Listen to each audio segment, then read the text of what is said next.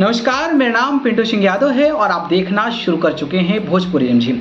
दोस्तों, कल से जो है खेसारी लाल यादव को लेकर एक अलग चर्चा हो रही है। खेसारी लाल यादव का अब जो मैनेजमेंट होगा वो कोई पर्टिकुलर मैनेजर नहीं करेगा, बल्कि एक कंपनी के थ्रू सारी चीज़ें होगी, जिसका डिटेल वीडियो मैंने आपको बनाया है। लेकिन ओवरव्यू मैं आपको बता दूं कि तो खेसारी लाल यादव को जो मैनेज करने वाली कंपनी होगी वो भोजपुरी सेलिब्रिटी मैनेजमेंट.com की वेबसाइट है और end to end Khesari Lal Yadav entertainment management, जिसमें कि सभी तरीके की ब्रांडिंग्स के लिए, मार्केटिंग्स के लिए, स्क्रीन प्लेस के लिए, सेल्स शोज के लिए या फिर एल्बम या फिर अन्य काम के लिए जो है वो आप डायरेक्टली नंबर पर संपर्क कर सकते हैं या फिर ईमेल आईडी प्रोवाइडेड है, वहां से आप लोग संपर्क कर सकते हैं।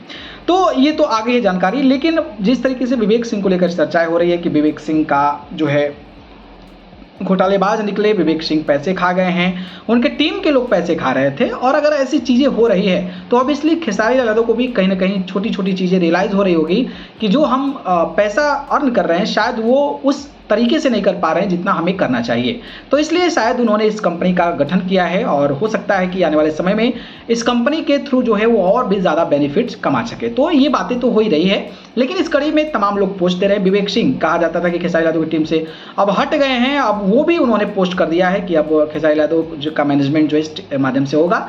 लेकिन कृष्णा बेदर्दी का एक पोस्ट आया है जो सोशल मीडिया पर वायरल हो रहा है और मैंने भी ध्यान से पढ़ा, तो मुझे लगा कि इस पर एक जानकारी दे देनी चाहिए। दरअसल उसी पोस्टर को, जो end to end Khesari Lal Yadav entertainment management का जो पोस्टर है, उसको साझा करके लिखते हैं कि महादेव आज से शुभ कार्य ईमानदारी के साथ, और ये लाइन जो है वो दर्शकों को चौंका दी है। यानी कृष्णा बेदर्दी की आज से शुभ कार्य तो शुरू हो रहा है, लेकिन ईमानदारी के साथ। तो आपके जहन में सवाल आ रहा होगा कि क्या आज से ईमानदारी का काम शुरू होगा? जो इससे पहले होता था क्या वो बेईमानी से होता था? और अगर बेईमानी से होता था तो शायद इसीलिए खेसारी लाल यादव ने ये डिसीजन लिया है। ये भी एक बहुत बड़ा सवाल है, और कृष्णा बेदर्दी ने इस तरीके की बातें लिखी है तो कहीं ना कहीं कुछ ना कुछ जरूर ऐसा हुआ होगा, नहीं तो ऐसे दिमाग में इस तरीके की चीज़ें नहीं आती है। और आज से शुभ कार्य ईमानदारी के साथ, मतलब कि ये पहले जो बेईमानी होती थी जिसको लेकर लगातार आरोप भी लगते रहे हैं, तो क्या ये सच है? इससे ये भी स्पष्ट होता नजर आ रहा है। इस कड़ी में जब मैं जाकर यहाँ पर कमेंट्स देखा तो एक यूज़र हैं और उनका नाम है सोहेल अंसारी। लिखते हैं कि पहले बेईमानी से हो रहा था क्या?